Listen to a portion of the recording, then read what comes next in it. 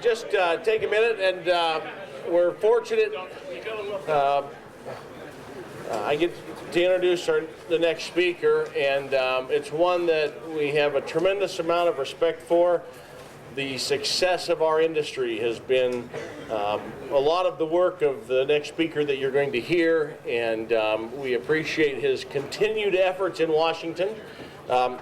He's maybe not as popular in Washington as he might have been 3 years ago. You've been talking about white. But we have a very strong story, and we're glad to have Bob Dinneen telling it. Bob Dinneen is the president of the Renewable Fuels Association, and we welcome him to Lima.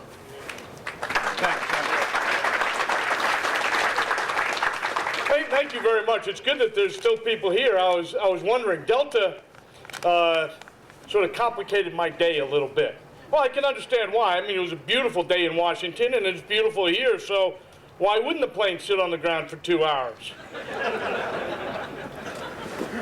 Oh, I love it. Anyway, I'm really happy to be here.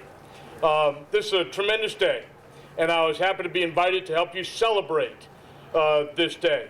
And on behalf of the members of the Renewable Fuels Association and the U.S. ethanol industry, I want to congratulate you and welcome you to the most important renewable energy industry in the world that is providing energy, economic, and environmental security for all of us. Congratulations. I want to congratulate as well the investors, the owners of this plant. You've got great leadership here, and I know that this place is going to run smoothly. One of the reasons I know that is because one of the first decisions these people made is to have Dave Vandergren and ICM be the folks to retrofit this plant. And I tell you what, Dave is absolutely the best in the business at doing what he had to do here. And I say that, and you got to understand, he's not a member of the RFA. I owe him nothing. I don't have to say that. I got to say Don Gales is great, and Randy Doyle is great, and all the other RFA members that are here, but Dave Vandergren really does do a great job. I know that, and I want to thank him for what he's done for this industry. But I also want to thank each and every one of you, because these plants just don't happen. It happens because of the involvement and the support of the community. And you people have shown that here, and I appreciate that. Now look, the New York Times a week ago had this lengthy editorial.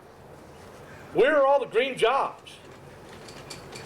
There was another guy from DC a couple of days ago was also in this area talking about a jobs plan. And at ivory tower academic institutions all across the country, people are thinking about how can we stimulate employment in this country. Well, I tell you what, I know where the green jobs are. They're right here in Lima, Ohio today. I got a plan for employment in this country. How about we continue to invest in domestic renewable fuels, Mr. President? And I got something to say to all those academics in ivory towers across this country.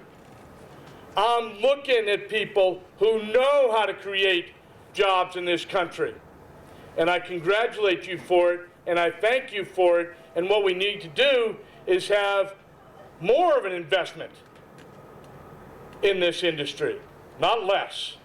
We need to continue to grow and evolve this industry, not less. Now look, everything in Washington, D.C. these days is about jobs, right? All about jobs.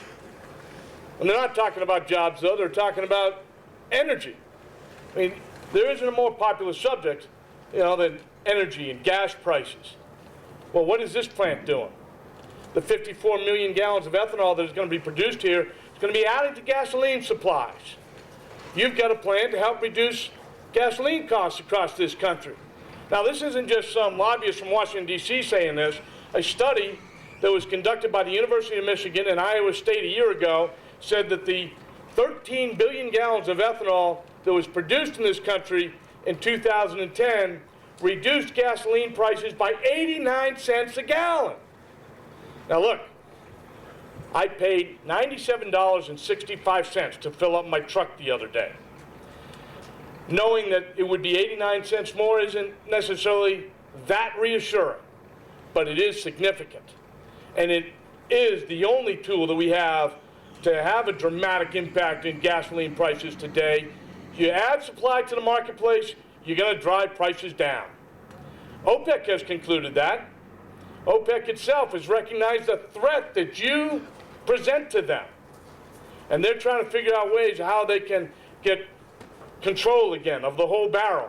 Because the U.S. ethanol industry now has 10% of the nation's motor fuel supply, 10% of the gallon, 10% of what consumers are using to fuel their vehicles. Ethanol is sold coast to coast and border to border. Why? Because it's high octane, because it's a high quality fuel that refiners need to reduce emissions, and because it's the lowest cost liquid transportation fuel today anywhere. That's right. U.S. ethanol is the lowest cost liquid transportation fuel anywhere. Now, some folks, even some in high office, seem to have been enamored with Brazil, and they think Brazil somehow is more efficient and produces ethanol better and cheaper than we do. No, that might have been true 5 years ago when sugar was 5 cents a pound, but sugar's 25 cents a pound now. And even at $7 a bushel corn, U.S. ethanol beats Brazil hands down. They can't compete with us. Our exports are growing. We are seeing new market opportunities developing in Europe, in Canada, in Asia. Oh yeah, we're exporting to Brazil today.